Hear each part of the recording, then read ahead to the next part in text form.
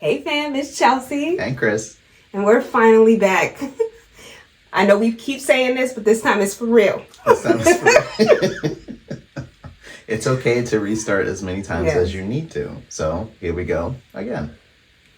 So where have we been? We have been on a mission. We have been working. Yes. You want to talk about it? You want to tell them about it? Well, catch them up to speed? Catch them up to speed and come on with it. Take a journey with me. So the last time you saw me, many moons ago, I was in the rat race. And since then, I have left the rat race. So what that means for me is that I've decided instead of pouring into the cups of various jobs, I'm going to pour into our cup, the LBC chalice. So that's what we've been doing, if you will. Yes. Fancy cup. Yes. Can I interject one thing? Good. Because this has never been shared because of the obvious. Mm-hmm. But I feel like it is good to note so then you can see the drastic contrast. So what did you used to do? Oh, duh. I apologize. It's me keeping secrets. Let me be transparent with you guys. So for 14 years, I was working in corrections as a correctional officer. And then when that became completely unfulfilling, and I talk about that in my new memoir, Cycle Interrupt, out now. We'll get to that. I just decided that I was going to no longer follow a framework that wasn't mine, if you will. So basically, this whole year, I've deconstructed everything that I've ever known, and I've rebuilt my foundation on my own personal set of values. So after I left corrections, circling back, I actually worked at a hospital very briefly, and then I got into the cannabis industry. So complete night and day. You know, you see people locked up for various drugs, especially cannabis. And to be working in that industry, I thought was going to be something completely different and drastic, because I went from, keeping people restricted behind a fence to every joint that I made, I knew that it was going to bring someone so much joy. And that's what I was really looking for. So the message here is, for me, I wanted to do something that was going to, I can A, see the fruits of my labor, and B, I can actually, I know I'm making a positive impact. Like, I didn't know what impact I was going to have when I'm locking doors or counting inmates. So for me, that was more in line with what I'm currently doing now. So all redirections lead back to the LBC chalice. So, and for some, that may sound scary, and I'm sure in the beginning there was a little bit of that, because a lot of people, I think, can relate to that, like just being stuck in a job that you feel like you cannot get out of for whatever reason. Mm-hmm. And what do you learn when you remove yourself from those places? Like we were less than lucky enough to be able to have you be on a sabbatical year. Right, but even rewinding that, all the signs were there that I needed to leave this place. I was not happy, and in turn, I was making the family completely miserable. So for our happiness, we had to make a change. I had to make a change, and thankfully with your support, thanks to your support, I had the courage and be like, okay, I have, her blessing as well. So I can go ahead and make this change for me and pursue something that made my heart happy, or what I thought was going to. But anyway, so after leaving the cannabis industry, I just decided, okay, the traditional is no longer serving me. So I'm going to go ahead and forge my own path. And I had said, 10, 12 years ago that I was going to write a book. And I finally did. So let's talk about that. Yes. Here it is, Cycle Interrupt, written by yours truly. And in this book, I talk about, this whole year has been just self-reflection. So this entire year, I went back from the beginning and tried to see certain patterns that I was participating in, certain patterns that I didn't recognize, or certain patterns that were just completely unnecessary because I'm following a set of values that weren't even mine, if that makes sense. So that's what the book is about. It takes you from my childhood until the end of the sabbatical year, which is now. And in it, I have personal essays, I have journal entries. So you literally are inside my brain from beginning to end. So I think that's a unique perspective for a memoir. It's a wild ride. And very something that is needed right now, especially. Mm-hmm. Yeah, just giving people the permission to be courageous and what you want to do. You know what I mean? Like I would always say, I don't care if I woke up tomorrow and wanted to be a break dancer. Like I just wanted like a passion. And then that just kind of just led me here to, I wanted to be the person or the guiding light for someone else to follow my road. And that is essentially why we did start the coaching business that we have now. And we are looking to expand that to also, show people how they can find their light.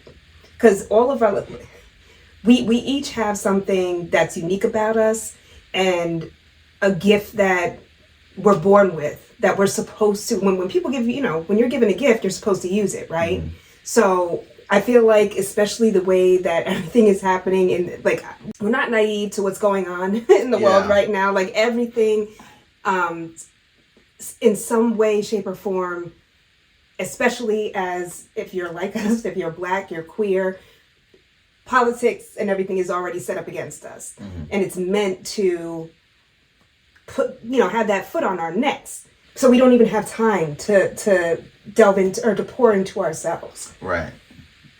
And express the joy, because we're too tired. Right. Because we're in that rat race, in that hamster wheel. That go. And the more that we have realized how much of this shit was a lie, and I'm sure you guys are sensing this too, like, because we're seeing this happen in 4K, like. Yeah, I don't know if it's our mid-year crisis, like, just I being 40. No. But I feel like I am not in crisis mode. Yeah, I'm no longer in survival mode. I was in crisis mode while working. Yes, the traditional jobs, and now, it's total light and day. Like that conversation we had the other day. Well, it was like weeks ago now, but it's like when I was working in the prison, when I was working in the organization I was working at, I was in a state of chronic stress, chronic stress, chronic pain. I had so much pain in my physical body due to the stress. And now I'm like, okay, what is the side effects of chronic joy, what I'm experiencing now?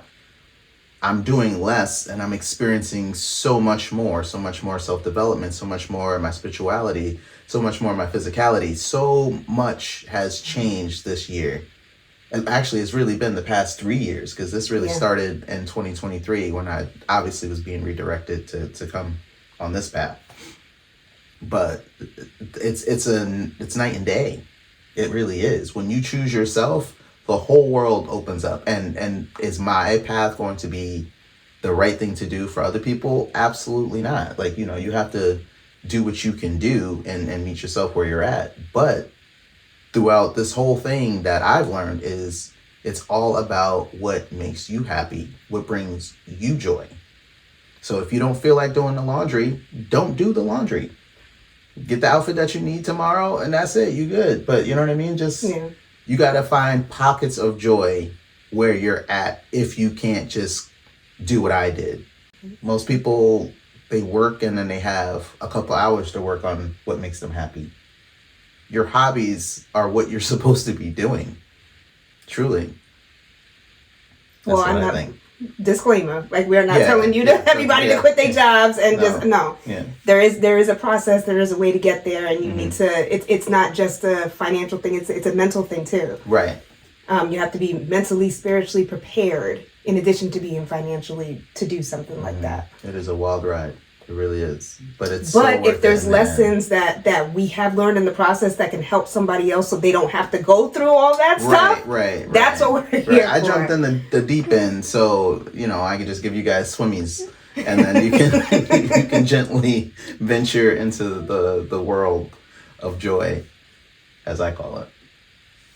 But yeah, so that's our mission. That's our mission. Mm-hmm. And to piggyback off of that, Right. I've been doing my own writing, Mm-hmm. and I'm so proud of this book because this is for little Chelsea. Like working through writing this book has made me grown in a way that I didn't even know I needed, because it was nurturing and mothering my younger self. I've done, we've gone through our therapies and stuff like that, and I've forgiven and, like I've worked through the traumas that I've had in my past, but I didn't do it in a way where it gave little Chelsea space. It's hard to explain. You have to read it to. No, it makes perfect sense. It's one thing to acknowledge the smaller version of yourself, where you had all the hopes and dreams and you were full of ambition, and then the world started telling you no. People were like, no, you can't do that. You can't do that. So you get smaller and smaller and smaller. Right. I think that's what you're trying to say. Yes. So it's giving space for the little you, hearing what they have to say, be like, okay, I hear that. Thank you for that message. This is what I'm going to do to rectify it, or this is what I'm doing now because we both went through that. Right. This is what we're going to do now. And now after writing this story, and it's not just about my childhood, it's the same as Chris. I went through what it was growing up as a Black child in a biracial household with a white mother that should have never had children with a Black man. The difficulties of being, feeling like you're living in a double world, because I came out with the experience from the inside of being in a white family that was inherently racist. Mm-hmm. Some of them tried, but there's so many things that go unmissed, because as a child you don't know that this is supposed to be how you're right. So those internal voices, I realized, were not even my own. They were put there. Other people's projections. Since birth. And then coming out into my queer experience, and then going through, transition, and now just finding my way back to myself. It's been so empowering.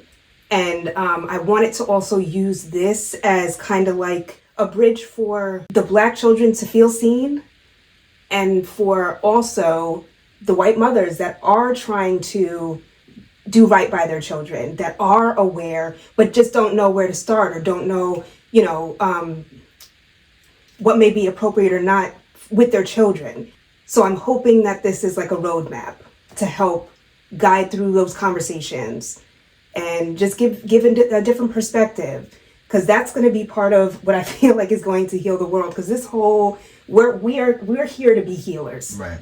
And that's not to say like I'm not magical, powerful, whatever. But why don't you say that? Because I'm not.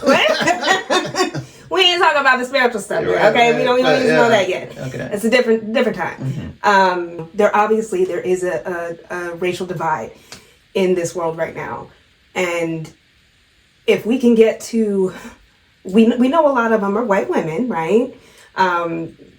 They're the ones that raise all these white men and they're the ones that raise them to continue this cycle. So if there can be something that can be provided for, that can help guide the white women that are looking to make a difference, especially in their own children's lives and the relationships that they have with their children, so then they can still have a relationship with their children in adulthood, hint, hint.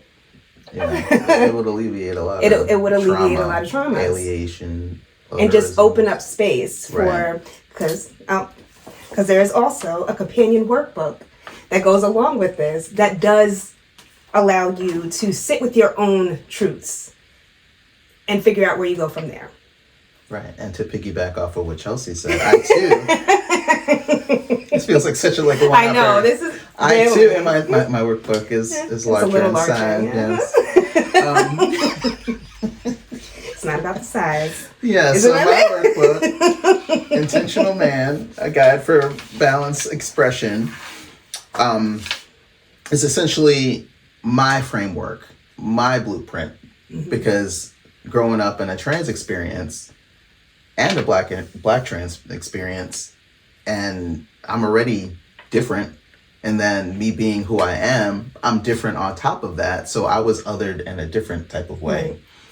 So, not quite black enough, definitely not white at all. But in this in between where you don't belong in any world, and then you throw in the gender stuff on top of that, it's crazy. So the projections everyone threw at me, I said, you know what? I see the type of males that are moving around in the world. I want to be that kind of man over there. And I said, okay, why? And then boom, I created these codes for myself, and these are the codes that I now live by. So in the workbook, it's just there's prompts, there's the codes, there's quotes associated with the codes, and it just gives anybody who has no clue like where to start, or maybe what you're doing needs to be completely deconstructed. Start here, modify it to how it fits your life, add, subtract, whatever you want to do, but it's here for someone. So we wanted to share that with you guys. Yeah. Also want to continue that conversation and hope that you come along on the journey with us to do so. If you follow us on social media, you already know that we have been behind the scenes trying to curate a space that is exclusive just for our people, other people like us, Our to soul service, family. our soul family, to service the communities that we both represent. Right. So you can now find us on Skool, where we can continue to have these conversations in depth, live with with one of us or both of us.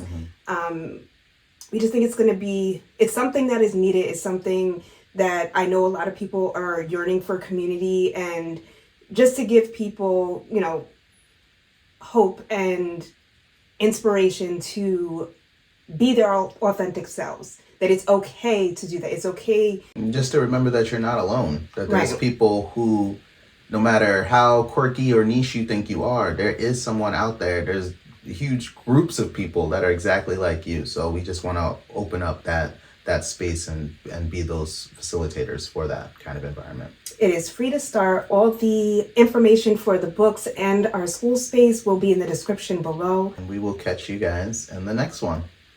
Love you guys. Bye.